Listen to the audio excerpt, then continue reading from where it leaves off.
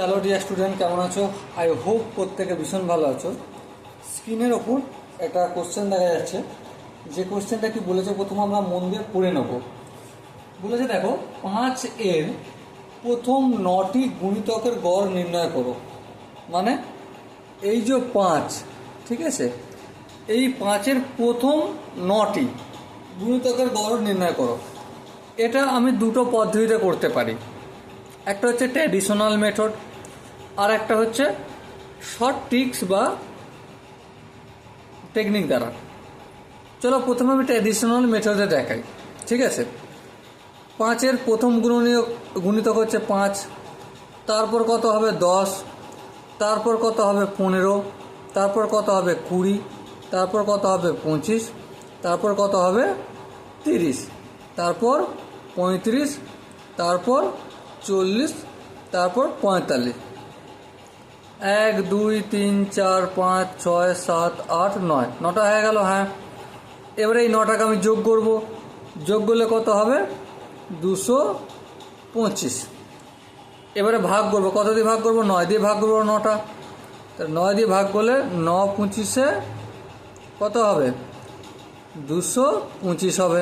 বেশ, এটা গেল হচ্ছে ট্র্যাডিশনাল মেথড। এরপর একটা শর্ট ট্রিক্স, যেটা আমি সূত্রটা লিখে রাখছি, অবশ্যই তোমরা এটা মনে রাখবে। কোনো সংখ্যার পরপর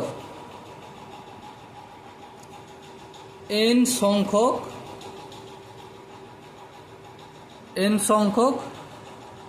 গুণিতকের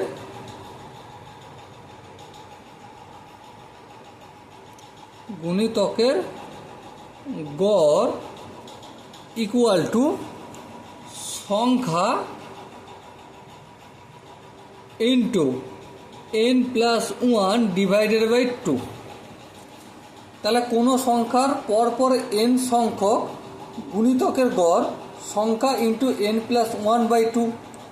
তাহলে এবার দেখো, সংখ্যা কত আমার? 5। তাহলে এখানে আমি কি লিখব? 5 লিখব, ইন্টু n মানে কতবার? 9 বার। 9+1 ডিভাইডেড বাই 2। হ্যাঁ, ঠিক। এবার দেখো, 5 গুণিতক ব্র্যাকেটের ভিতরে আছে, 9 আর 1 কত? 10। বেশ, আর নিচে যেমন আছে 2 তেমন থাকবে। 2 1 2, 5 2 10। সো 5 5-এ গুণ করলে কত হবে? 25। সো একই উত্তর বের হয়ে আসবে।